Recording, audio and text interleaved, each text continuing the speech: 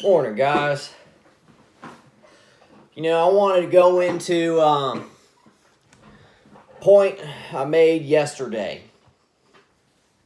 talking about how we can make our government better. What are some things we can do? I had made the point, a couple of them, that you can either filter out the bad apples or make the job have way more accountability.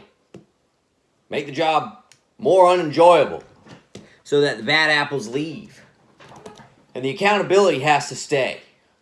There needs to be way more accountability in place. And I think I need to go a little more into that. I also need to go more into this filtering. But let me first start with the accountability. Guys, it's got to be more than just your elected officials. I know a lot of times we like to think it's the elected officials, the big ones we see on TV, that are causing all the problems. And they're causing problems, but it is more so all of the unelected jobs that we have in our government. There are way more positions that are unelected that actually have more power than you think than there are of the elected officials. In a way, the elected officials are almost kind of like puppets. They're designed for us to get mad at. But there is another wing to the bird, and we got to heal it. Well, how can we do that? I already said you can make the job really unenjoyable to where the bad apples leave. Or, and I think we could do this. Now, it's going to take some preliminary steps before we could really act on it. But I think you could do it. You filter out the bad apples. Well, how do you do that? Well, first you need to know what apples are bad. Okay? In any kind of filtering process, you have to identify what you're trying to get out. And you got to get out the Masonic members. Guys, it is a matter of national security that we have so many Masonic agents in every aspect of our government and in the private sector. But you really can't control that. But there are very sensitive positions in our government that members of the Masonic organization hold a position in. And I'm going to go ahead and tell you, the Masonic cult is not loyal to any nation. It is a global organization. They are all over the world. They have their own ideology. They have their own oath that members swear on their life to. Not only their life, but their children's and their grandchildren's life do they swear oath to. To secrecy. If that ain't a conflict of interest, I don't know what is. How can you trust people in your government to serve the Constitution and the people and to have oath to that over something else that they've sworn a secret oath to? That violates so much integrity. I would question every member of their moral turpitude. So first you have to find out who's in the Masonic cult. Well, that might be a little hard to do. You know why? Because they keep that secret. They only release the membership way after they're dead. Generations upon generations later will they release it to the public. But you can get it. How? Well, you need to launch an investigation into the Grand Lodge, into all the Grand Lodges. Guys, every member of that Masonic cult starts out in what they call Blue Lodge. That's your baby step. Now, sometimes they jump, depending on who their daddy is, but they always start out in blue. And they all have membership cards and a number. I don't care if they're Scottish Rite, Oddfellow, Skull and Bones, any of the other orders that you don't hear about, Golden Dawn. They all start out in blue at some point. So you need to get that roster released. And how can you do that? Well, our teachers are going to help us there. Guys, we have a slew of teachers that keep getting in trouble for pedophilia. Yep. And I'm going to tell you, most teachers that work for our schools, for our government, are members of that cult. What a coincidence. You just need to link more than one.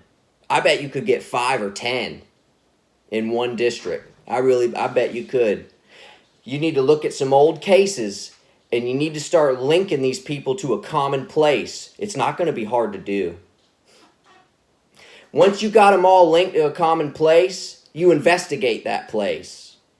Yeah, it's kind of like, I want you to imagine hypothetically, let's say you have a pedophilia problem in a school, right?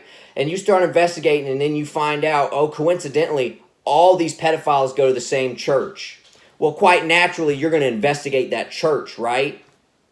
Logical way of thinking, isn't it? It don't take a Sherlock Holmes to figure this out. You just got to link all these pedophiles to that lodge, to that cult. Not going to be hard to do. Once you do that, then you investigate the lodge. Find enough to force them to release more information. Once you have that roster, that list, once you have that list of names, you start going out and you filter. I'd fire anybody who is also a member and work for government. I'd start with the bureaucracy first, and I'd start with your positions of authority first. That's what I would do.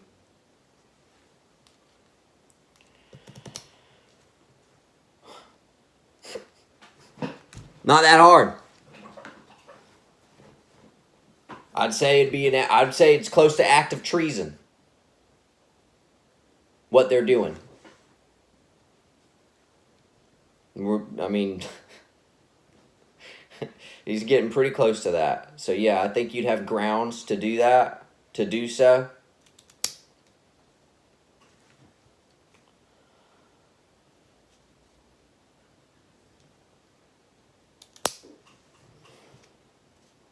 Guys, I don't just have some hatred for them. I just know what happens behind those doors. Yeah. And I also believe in this nation. And it's sickening to see what they've done. They're rotting it from the inside out. Once you've let go of your Masonic agents that are working in the bureaucracy of our government, you replace them. Also, it'd be a good time to look over the department to see how many, if you really need to replace that many people. Maybe you could trim the fat. That'd be a great opportunity to do it that way. And I'd replace them with people who are not involved in that cult. People with integrity. I'd look into a whole different, you got to rethink the kind of person you're trying to hire. There's a lot of really good people in this nation. And they've been overlooked for a long time. Because people who've been in power have been trying to keep it all to themselves.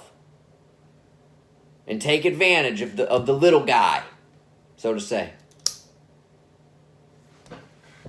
And what it's done is it's ruined the morale. It's messing things up for everyone. it this might be a funny way to look at it, but it's kind of like when you have a captain of a ship and they're not fit to serve anymore, and it's time for them to step down. But instead of just stepping down gracefully and maybe even using some of the like wisdom and knowledge they have to hand the wheel over gracefully, they're going to try to sink the whole ship because they can't handle their ego getting bruised. That's what we're dealing with. It's silly. But there are people out there that think like that. And the sad thing is the people that think like that have managed to put their hand on the wheel. We've let them do it. And I'm going to say, like magic, as these occult people like to say they're working with, you're going to notice our nation, a lot of problems that we have are going to go away magically. Yeah, it's going to be funny how it works. It's gonna happen quickly too. People are really going to be like, wow, that was really the problem the whole time. Yeah, it is.